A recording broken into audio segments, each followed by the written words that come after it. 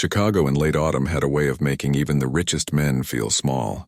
The wind off Lake Michigan sliced through designer coats like they were paper, and the gray sky pressed down on the city like a heavy lid. In a sleek high-rise downtown, one man sat alone in a penthouse that cost more than most people made in a lifetime. Floor-to-ceiling windows showed off the glittering skyline, but he wasn't looking at it. He was staring into his coffee, black, cold now, and wondering why everything that was supposed to make him happy felt so empty. He'd built his company from nothing.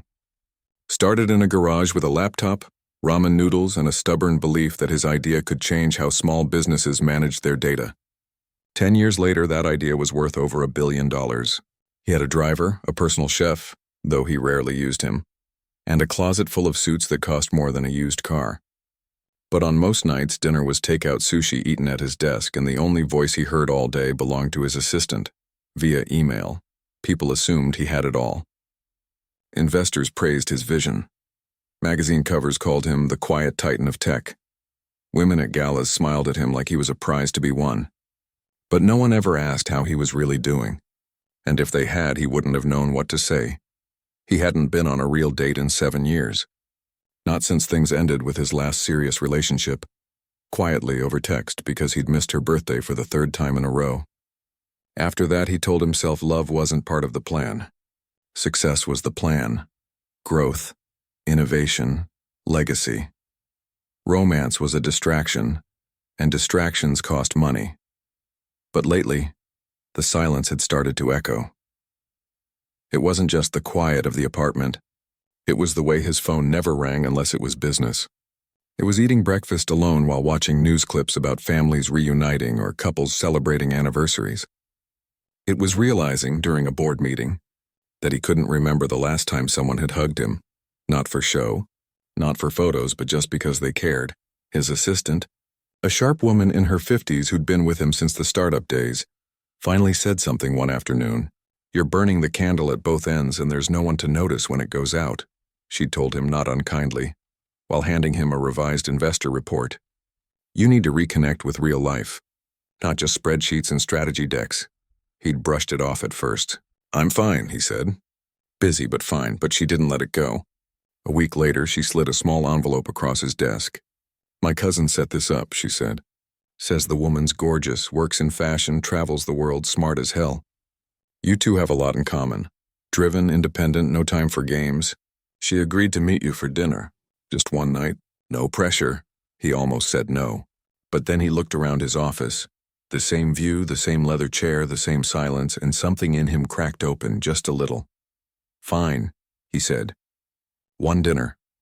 The details were simple. Friday night, 7 p.m. at Leclerc, a quiet but elegant French bistro known for discretion and excellent wine.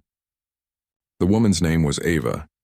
According to the brief bio his assistant shared, she was a model who'd transitioned into sustainable fashion consulting.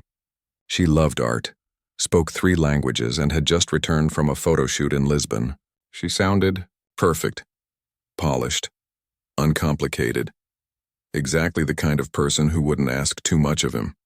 He spent the week trying not to think about it, but he caught himself picking out a tie twice. He even called his tailor to make sure his navy suit was ready.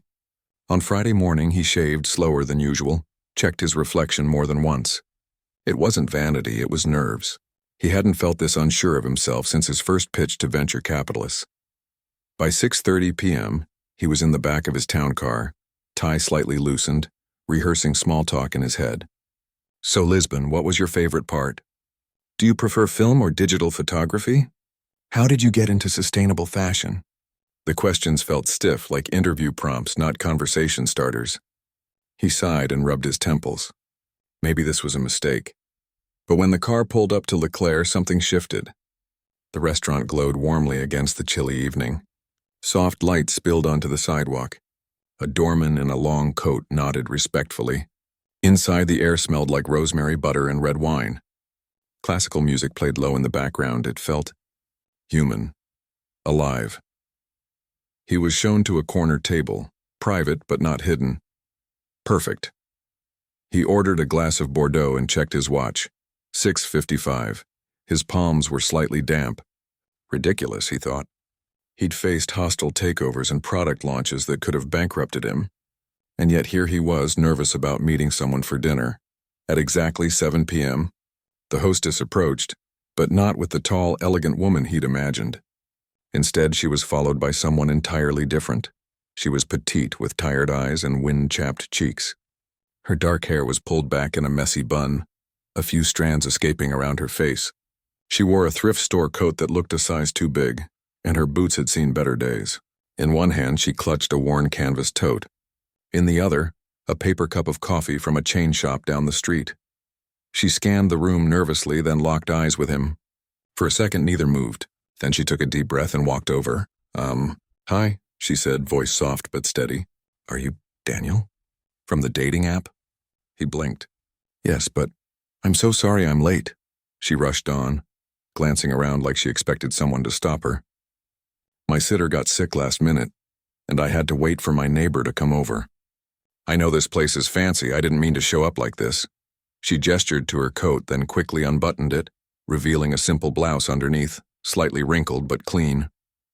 I work at the diner on 5th and Maple. Maybe you've heard of it? Anyway, I saw your profile said you liked real conversations, so I figured, maybe it was okay? He stared at her, completely thrown. This wasn't Ava, this wasn't even close. I think there's been a mistake, he said gently. I was supposed to be meeting someone named Ava, a model. Her face fell. Oh no, she bit her lip. I'm Maya. I signed up for that free community dating thing, the one at the library. They said it was for local professionals looking for genuine connections. She pulled out her phone, fingers trembling slightly. My profile picture is from my cousin's wedding last year. I don't usually, I'm not a model or anything. I'm just me. He could have ended it right there. Politely excused himself, called his assistant, laughed it off as a mix-up.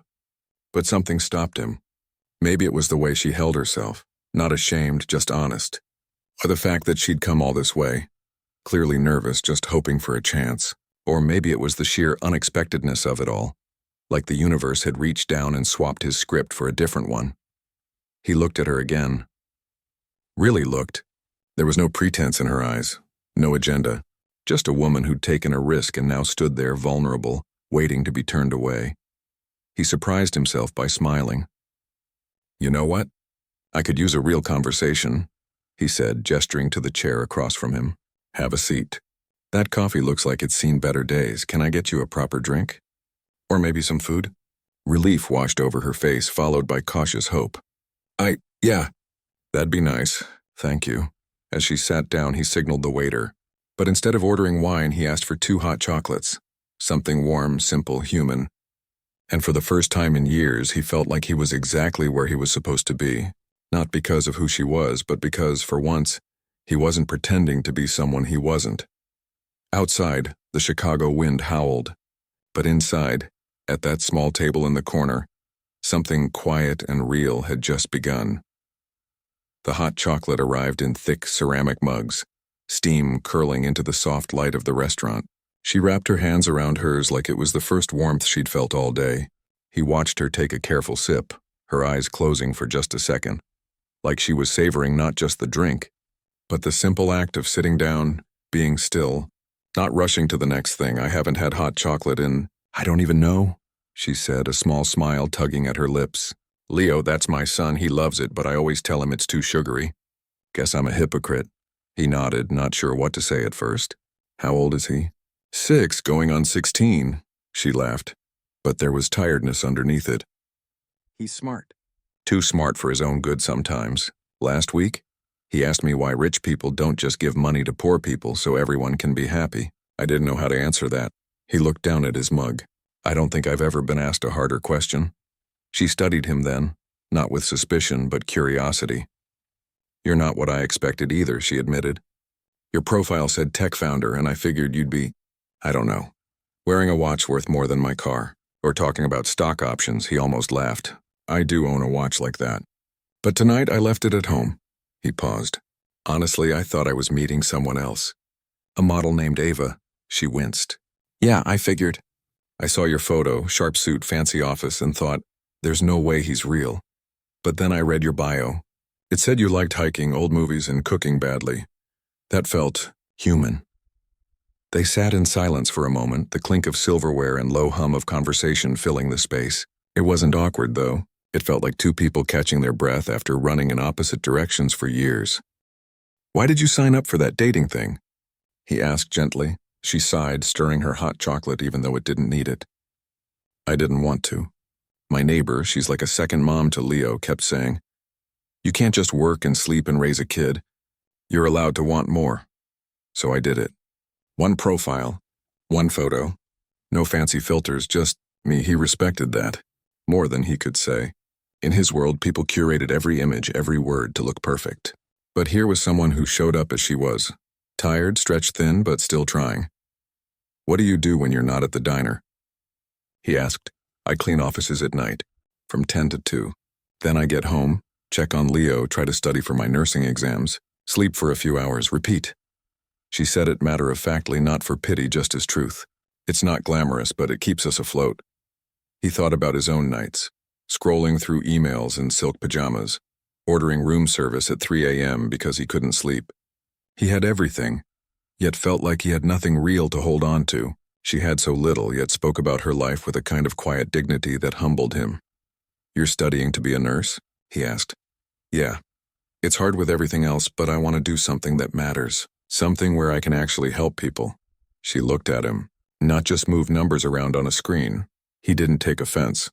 If anything, he felt seen. "I used to think my work mattered," he said slowly. "And in some ways it does. We help small businesses stay open, but somewhere along the way it became about growth, not people. I forgot why I started." She nodded like she understood. "It's easy to lose yourself when you're busy surviving, or when you're too busy winning." Just then her phone buzzed in her coat pocket. She pulled it out, glanced at the screen, and her face changed. Worry flickered across her eyes. "It's Leo's babysitter," she said, voice tight. "He's got a fever. 102, she doesn't know what to do." He saw the panic rising in her, the kind only a parent knows. "Do you need to go?" "Yeah, I have children's Tylenol at home, but I need to get there." She stood quickly, fumbling for her coat.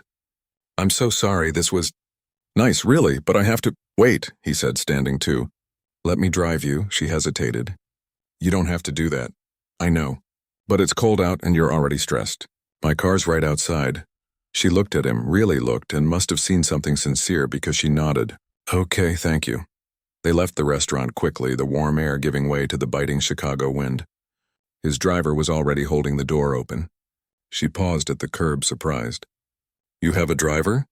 "I do," he admitted. "But tonight I'll drive. He can take the night off." He hadn't driven himself in months, but something about this moment felt too personal to outsource. He opened the passenger door for her, then got in behind the wheel.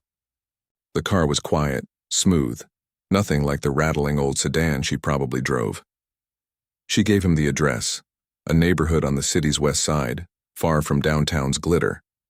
As they drove, she kept checking her phone, murmuring reassurances to the sitter.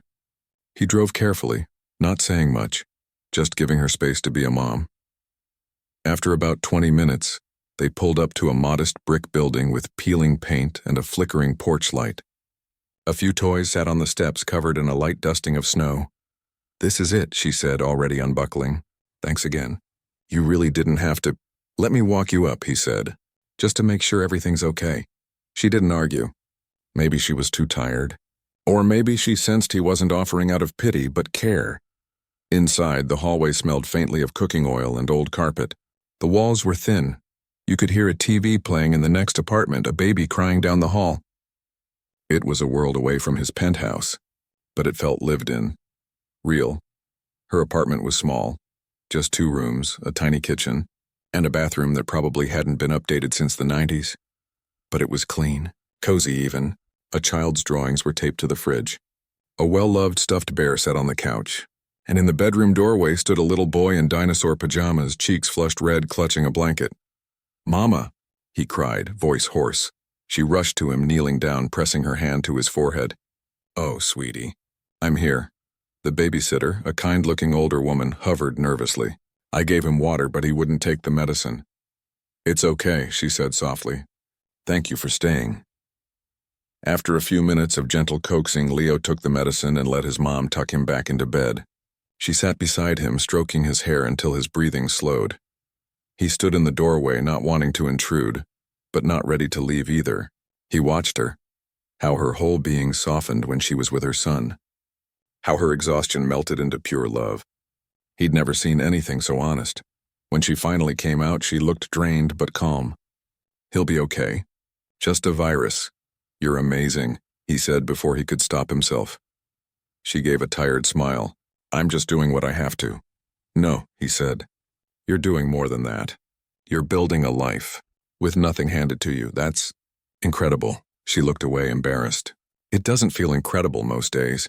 It just feels hard." "I know," he said. "But hard doesn't mean it's not beautiful." They stood in the quiet kitchen for a moment. The only sound was the hum of the refrigerator. "You should go," she said gently. "It's late." He nodded but didn't move right away. "Can I ask you something?" "Sure. Why didn't you lie on your profile?" "You could have made yourself sound more impressive. Said you traveled or had a fancy job." She thought about it. "Because I'm tired of pretending. I've spent so much of my life trying to look like I have it together when I don't. With Leo, I want to show him it's okay to be real. So I started with myself." He felt that in his chest, like a truth he'd been avoiding for years. On the way back to his car, the wind had picked up. Snowflakes swirled in the streetlights. She hugged her coat tighter. "Thank you," she said. "For everything tonight." "No," he said. "Thank you. For reminding me what matters." He got into the car, but before he drove off, he rolled down the window. "If it's okay, can I call you? Not as a date, just to check on Leo or talk." She looked surprised, then nodded. "Yeah, that'd be nice." He drove back downtown slowly, the city lights blurring through the snow. For the first time in years, he didn't feel alone. Not because he'd found someone, but because he'd remembered what it meant to be human. And somewhere in a small apartment with a sick little boy and a brave mom, he'd glimpsed a kind of wealth no bank account could hold. The next morning, he woke up earlier than usual, not to an alarm, but to the quiet hum of his own thoughts. Sunlight filtered through the blinds, casting long stripes across the polished floor. For once, he didn't reach for his phone. Instead, he sat on the edge of the bed, remembering the night before, the way her hand shook slightly when she held the hot chocolate, the softness in her voice when she said her son's name, the worn-out sneakers by her door that had clearly walked more miles than any luxury car. He hadn't slept much, but he didn't feel tired. He felt awake. By 9 a.m., he was in his office, but his mind wasn't on quarterly projections or new hires. He kept thinking about her words. "I'm just doing what I have to." And yet, what she was doing, working 2 jobs, raising a child alone, studying for a nursing degree, was more than most people would ever attempt. And she did it without fanfare, without complaint, without expecting applause. He picked up his phone, hesitated, then typed a simple message. "Hope Leo's feeling better. Let me know if you need anything." He didn't expect a reply right away, but 10 minutes later his phone buzzed. "He's sleeping now." "Fever's down. Thank you for last night, really." He smiled. Not the polite, practiced smile he used in boardrooms, but a real one, the kind that starts in your chest. Over the next few days, they exchanged short messages. Nothing romantic, just check-ins. He asked about her nursing classes. She asked if he ever actually cooked, or if cooking badly was just a humble brag. He sent her a photo of a burnt grilled cheese. She replied with a laughing emoji and a tip about using low heat. Then on Tuesday, he did something unexpected.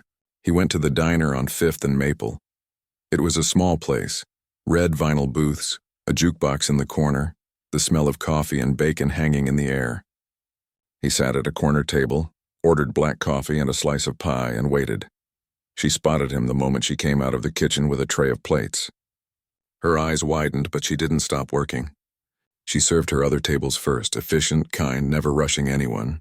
When she finally came to his table, she wiped her hands on her apron and gave him a look that was half amused, half wary. "You're really here," she said. "I said I wanted real conversation," he replied. "Turns out it's easier to have it over pie than in a boardroom." She laughed softly. "You're going to scare off my regulars. They think you're an undercover health inspector." "I'll try not to look too suspicious." She poured him more coffee. "You don't have to keep checking in, you know. I'm not your charity project." He met her eyes. "I'm not here because I feel sorry for you. I'm here because I like talking to you." She studied him, then nodded as if deciding he meant it. Okay, but if you order the meatloaf, I'm warning you, it's Tuesday's special, and Tuesday's meatloaf is an experience. I'll risk it. From then on, he came by once a week, always on his own time, never during rush hour. He'd sit quietly, read a book, or just watch the rhythm of the place, the clatter of dishes, the banter between staff, the way she remembered every customer's usual order. He started to see her not as the single mom or the struggling waitress, but as a person, quick-witted, observant, full of quiet strength. One afternoon, as she refilled his coffee, she said, "My neighbor says you're some big-shot CEO, is that true?" He shrugged. "I run a company, but that's just a title. It doesn't mean I know how to fix a leaky faucet or help a 6-year-old with math homework." She smiled. "Leo's been asking about you." "Oh?" His heart did a small flip. "Yeah." He said, "Is that the nice man who drove you home?" I told him yes. He said, "He seems like a superhero." She paused. "I hope that's not weird. It's the nicest thing anyone said about me in years." A few days later, he got a call from his assistant. "The board's concerned," she said gently. "They say you've been distracted. You missed 2 strategy sessions. You're showing up late. Is everything okay?" He thought about it. Everything's better than okay, but not everyone saw it that way. At a charity gala that weekend, black tie, champagne, the usual crowd, someone pulled him aside. "Heard you've been hanging out at that Greasy Spoon on Maple," the man said with a smirk. "Slumming it for a story? Or is there a new kind of diversity hire you're scouting?" He didn't rise to the bait. "I go where I feel welcome," he said simply and walked away. Still, the whispers started. Tabloids sniffed around. A gossip blog posted a blurry photo of him leaving the diner with the caption, "Tech Titan's secret side chick?" He deleted the app that showed him news alerts. He didn't care. What he did care about was the growing knot in his stomach every time he thought about how different their worlds were. He had security, options, safety nets. She had none. And the last thing he wanted was to make her feel like she owed him something, or worse, like she was a project to be fixed. One evening after her shift, she found him waiting outside the diner. Snow was falling again, light and quiet. "Hey," she said, pulling her coat tight. "You didn't have to come in this weather." "I wanted to talk," he said. "Can we walk?" They strolled down the quiet street, boots crunching on fresh snow. After a while, he stopped. "I need to say something," he began. "I've been thinking. Maybe I've been overstepping. Coming to the diner, texting you. It might seem like I'm trying to insert myself into your life, and I don't want that. I like you, as a person. But if it's making things harder for you, I'll back off." She looked at him, surprised. "You think you're making things harder?" "Well, people talk. And I don't want you to feel pressured or judged." She was quiet for a moment. Then she said, "Last week, Leo's teacher asked if you were my boyfriend." I didn't know what to say. So I said, "He's a friend who's been kind to us." And you know what she said? "Good. You deserve kindness." He felt his throat tighten. "But here's the thing," she continued. "I don't want your money. I don't want favors. I just want honesty. If you're here because you genuinely care, then stay. But if this is just a phase, a break from your real life, don't waste my time. Or Leo's." "I'm not playing a role," he said firmly. "This isn't a phase. I've spent my whole life building walls. You're the first person who's made me want to tear them down." She looked away, then back at him. "Okay, then stay. But on equal ground. No grand gestures. No rescuing, just us," he nodded. "Deal." A few days later, Leo got sick again, this time with an ear infection. She called from the clinic, voice strained. "They need a copay I don't have right now. I'll figure it out, but I'll cover it," he said immediately. "No," she cut in gently but firmly. "Remember what we said? Equal ground," he paused. "Then let me help in a way that doesn't feel like charity. Let me drive you both to appointments. Let me watch Leo while you study. Let me be someone you can lean on, not because I have money, but because I care." There was a long silence. Then softly, "Okay, thank you." So he did. He picked them up from the clinic. He sat in the waiting room with Leo, who shyly showed him drawings of spaceships and dinosaurs. He read bedtime stories when she had night class. He learned how to make mac and cheese the way Leo liked it, with extra butter and no peas. One night, after tucking Leo in, He found her sitting at the kitchen table, textbooks open, rubbing her temples. "You should sleep," he said. "I can't. I have a test tomorrow on pediatric care. If I fail, I lose my spot in the program." He sat across from her. "Tell me what you're stuck on." She blinked. "You don't know nursing?" "No, but I know how to study. And I know how to listen," so she explained. He asked questions. He made her tea. And for 2 hours they worked together. Not as CEO and waitress, not as rich man and struggling mom, but as two people helping each other through the dark. When she finally closed her book, she looked at him with something new in her eyes. Trust. "You're not what I expected," she said. "Neither are you," he replied. And that's the best part. Outside, the city slept. But inside that small kitchen, something real was growing. Not built on wealth or status, but on shared moments, honest words, and the quiet courage it takes to let someone see you as you are. Things were going well, better than either of them had expected. He kept his promise, no grand gestures, no flashy gifts, just steady presence. He showed up when he said he would. He listened more than he spoke. He learned how to braid shoelaces for Leo's sneakers and how to heat up soup without burning it. She in turn let him in, not all at once, but piece by piece, like someone slowly opening a window after years of keeping it shut. But the world outside their little bubble wasn't so kind. At first, it was just whispers. Co-workers exchanging glances when he mentioned he'd spent the weekend helping fix a leaky faucet in an old apartment building. Then came the emails from investors. "We're concerned about your focus." One board member even pulled him aside after a meeting and said, "Look, we get it. You're human.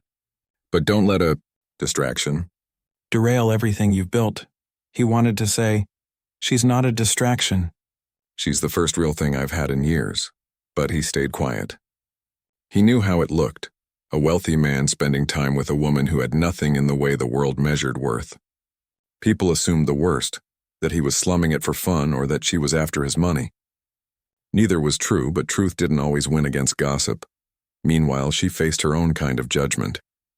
At the diner, one of the regulars, a retired truck driver who usually tipped well, leaned in one morning and said, "You sure that fancy man ain't just using you? Rich folks don't stick around for folks like us." She forced a smile. "Thanks for the concern, but I can handle myself." But later in the break room, she cried quietly into a paper towel, not because she believed him, but because the words stung.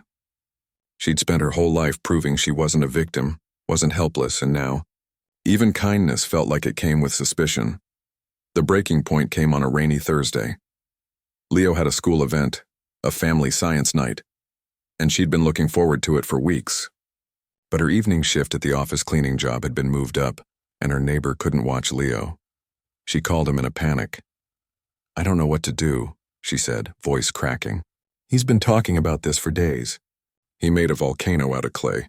He wants to show you he didn't hesitate. I'll take him. You go to work." "I'll be there," she hesitated. "Are you sure? It's not, you don't have to." "I want to," he said firmly. "Let me do this." That night, he picked up Leo in his usual town car, though he'd asked the driver to wear casual clothes, not a uniform. He didn't want to make a scene. At the school, kids ran around with paper rockets and baking soda volcanoes, parents in hoodies and jeans cheering them on. He stood out, not because he was rich, but because he was alone, holding the hand of a child who wasn't his. Some parents stared. A few whispered. One woman even pulled her son closer as if he might be a threat. Leo didn't notice. He was beaming, dragging him toward a table covered in science projects. "This is mine," he said proudly, pointing to a lopsided volcano with red paint oozing down the sides. "It erupts with vinegar and baking soda." "It's amazing," he said sincerely. "You built this all by yourself?" "Well, Mama helped a little," Leo admitted. "But I did the lava." They spent the evening mixing colors, testing magnets, watching a kid drop an egg in a parachute made of plastic bags. He laughed more that night than he had in years. And when Leo fell asleep on the ride home, head resting against the window, he felt a surge of something deep and quiet. Love, maybe, or the beginning of it. But the next day, a photo surfaced online. Someone had taken a picture of him at the school event, kneeling beside Leo's volcano, smiling like he didn't have a care in the world. The caption read, Tech CEO plays daddy with mystery child. Is this a PR stunt? Or something more? The story spread fast. By noon, his assistant was fielding calls from reporters. His inbox flooded with messages, some supportive, most skeptical. One investor sent a blunt note. If you're planning to adopt or start a family, fine. But don't let personal drama affect company valuation. He was furious, not at the questions, but at the assumption that caring for someone outside his circle was somehow suspicious or irresponsible. That evening, he went to her apartment not to fix anything, but to talk. She opened the door looking exhausted. "I saw the photo," she said before he could speak. "I'm so sorry. I didn't think—" "This isn't your fault," he cut in. "None of this is. But I need to ask you something. Are you okay with people talking? Because if this is too much, I understand." "I'll step back," she looked at him, eyes tired but clear. "I've spent my whole life being judged for being poor, for being a single mom, for not having a real job. But I won't let fear decide who I let into my life." "Not anymore," he nodded. "Then I won't either." But stepping back wasn't an option, not for him. Something had shifted inside him and he couldn't unsee it. The company he'd built. It wasn't enough. Not if it meant living in a gilded cage while real life happened outside. A few days later, he called an emergency board meeting. He didn't come with slides or projections. He came with a simple truth. "I've been thinking a lot about legacy," he began. "Not stock prices or market share. What we leave behind in people's lives. Right now, our company helps businesses run smoother. That's good, but it's not enough. There are single parents working 2 jobs just to keep the lights on. There are people who want to go back to school but can't afford childcare or time off. What if we used our resources, not just money, but our platform, our influence, to help them?" Silence filled the room. One board member scoffed. "That's not what we do. We're a tech firm, not a charity." "Maybe it's time we became more than that," he said calmly. "I'm not asking for permission. I'm telling you my plan. I'll step down as CEO. I'll stay on as an advisor, but I'm launching a nonprofit focused on workforce reentry, childcare support, and education for single parents. And I'm funding it myself." The room erupted. Some called it reckless. Others called it noble. A few just looked confused, but he didn't care. For the first time, he felt aligned with his values, with his heart. When he told her what he'd done, she didn't cheer. She didn't cry. She just looked at him for a long time, then said, "You didn't have to do that for us." "I didn't do it for you," he said gently. "I did it because you showed me what matters. And because I finally understand that success isn't about how much you have. It's about how much you give back." She reached for his hand. "Then let's build something real together." From then on, things changed, not overnight, but steadily. He moved out of the penthouse and rented a modest apartment just a few blocks from hers. Not to be closer to her, but because he realized he didn't need space, he needed connection. He started volunteering at Leo's school. Not as a donor, but as a helper. Fixing chairs, reading stories, coaching a ragtag soccer team that hadn't won a game in 2 years. The kids didn't care about his net worth. They cared that he showed up. She, in turn, graduated from her nursing program. On the day of the ceremony, he sat in the back row, clapping louder than anyone. Afterward, Leo ran to him, holding his mom's diploma like it was a trophy. "She did it," he shouted. "She sure did," he said, pulling both of them into a hug.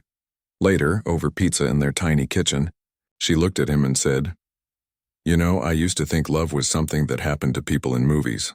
Big gestures, perfect timing, fairy tales. But this feels better. 'Cause it's real," he smiled. "Real is messy. Real is showing up when you're tired. Real is choosing each other, even when the world doesn't understand." And in that moment, surrounded by takeout boxes and a sleeping boy on the couch, he knew he'd finally found what he'd been missing. Not a model, not a fantasy, but a family built on truth, respect, and the quiet courage to love without conditions. 2 years had passed since that cold night at the bistro, the night a mix-up led to a meeting that quietly rewired 2 lives. The city hadn't changed much. Chicago still had its biting winds, its glittering towers, its hidden corners where people worked hard just to keep going. But in one small neighborhood on the west side, something new had taken root. Not loud or flashy, but steady, like a tree growing through concrete. He no longer wore suits every day. Most mornings he woke up in a simple apartment with mismatched furniture, the smell of coffee drifting in from the kitchen, and the sound of a 6-year-old practicing his spelling words in the next room. He'd traded boardrooms for community centers, investor calls for parent-teacher conferences, and penthouse views for backyard barbecues with neighbors who knew him not as a CEO, but as the guy who fixed the swing set and always brought extra hot dogs. His nonprofit, called Second Step, had started small, just a rented room above a laundromat, offering free childcare for parents taking night classes. Now it occupied a whole building with tutoring rooms, job training workshops, and a small medical clinic, staffed by volunteer nurses. One of them was her. She'd passed her nursing boards on the first try. Now she worked part-time at a local health center and part-time at Second Step, helping low-income families navigate everything from vaccinations to mental health support. She still wore her hair in that same messy bun, but her eyes held a new kind of light. Confidence, not just survival. Leo was 8 now, all elbows and energy, obsessed with dinosaurs, space, and building things out of cardboard boxes. He called him D, not Sir or Mister, just D, like it was the most natural thing in the world. And in many ways it was. They'd built their bond slowly, through bedtime stories, bike rides, helping with science projects, and the quiet understanding that family isn't always blood, it's who shows up. One Saturday in early summer, they were getting ready for Leo's birthday party. It wasn't fancy, just a backyard gathering with a folding table, paper plates, and a cake his mom had baked the night before. A few neighbors were coming, along with kids from Leo's soccer team and a couple of her nursing classmates. He'd spent the morning blowing up balloons, badly, and stringing up fairy lights that kept flickering. "You're overthinking the lights again," she said, handing him a lemonade. She leaned against the porch railing, watching Leo chase fireflies that hadn't even come out yet. "I just want it to be nice," he said, fiddling with a loose bulb. "It already is," she replied softly, "because we're all here together." He looked at her, really looked.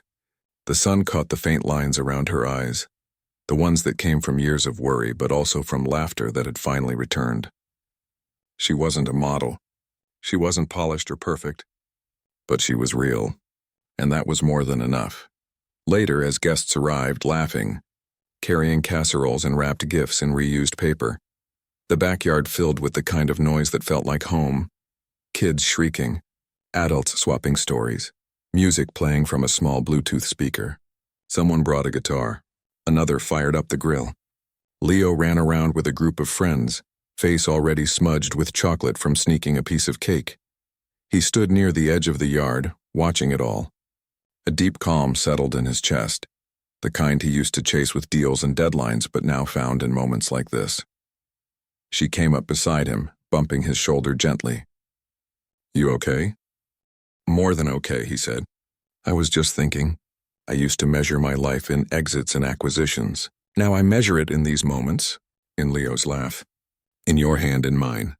In knowing that what we've built matters, not because it's big, but because it's true." She smiled, lacing her fingers through his. "We did good, didn't we? We're still doing it." As the sun dipped below the rooftops, painting the sky in oranges and purples, Leo ran over, tugging at his sleeve. "D, come see! I made you something." He followed the boy to the back corner of the yard, where a lopsided birdhouse hung from a low branch.